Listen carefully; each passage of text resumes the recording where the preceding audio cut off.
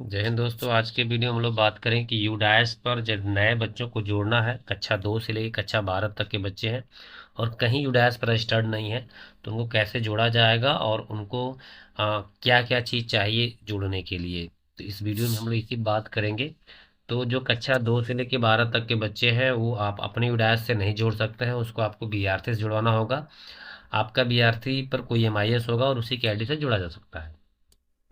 तो मैं एमआईएस की आईडी में आ गया हूँ। यहाँ पे एडमिन पैनल पर हम लोग क्लिक करेंगे और यहाँ से यहाँ एक ऑप्शन होगा ऐड न्यू स्टूडेंट। यहाँ आप देखेंगे user can enrol new student from class 2 and 12 from this model. इस मॉडल से आप जो है कक्षा 2 से लेकर 12 तक के बच्चों को जोड़ सकते हैं।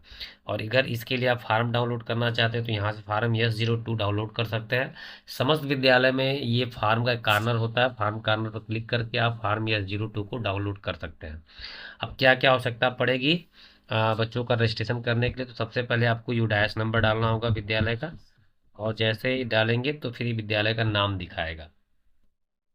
इसके बाद यहाँ पे चेक बॉक्स पे क्लिक करके आधार नंबर डालना होता है, वो पे क्लिक करके देखना होता है कि बच्चा कहीं रजिस्टर्ड है कि नहीं है। इस प्रक्रिया को करने के बाद आगे आएंगे नीचे, तो ऐड स्टूडेंट पे आपको क्लिक करना है। ऐड स्टूडेंट पे क्लिक करेंगे तभी ये नीचे का ऑप्शन खुलेगा।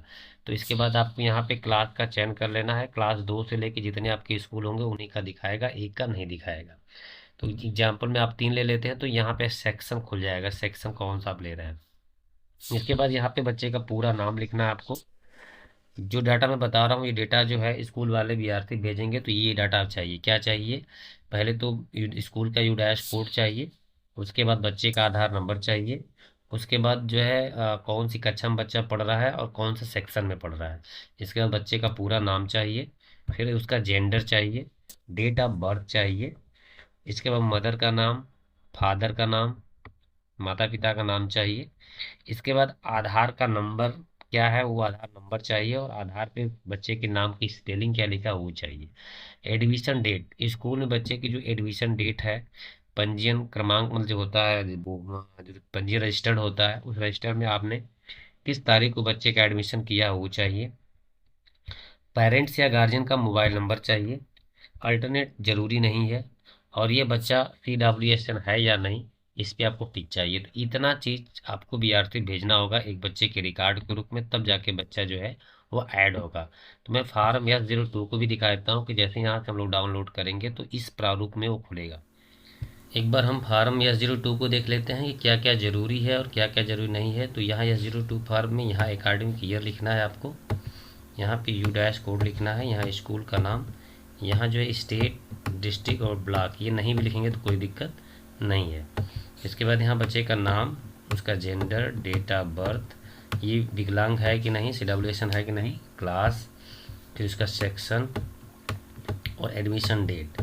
इसके बाद माता पिता का नाम लिखना है। गार्जियन का नाम आपको ज़रूरी नहीं है, यदि माता पिता नहीं हो तब गार्जियन का नाम लिखना जरूरी होगा। मोबाइल नंबर लिखना है, अल्टरनेट की ज़रूरत नहीं है आपको। आधार नंबर लिखना है और आधार बच्चे का नाम क्या वो लिखना है। तो एक पन्ना पे जो है 3 बच्चों का डिटेल दिया गया है, आप ऐसे ही बना लीजिएगा। और फिर थोड़ा सा नीचे आएंगे तो आपको विद्यालय की मोहर साइन करनी होगी।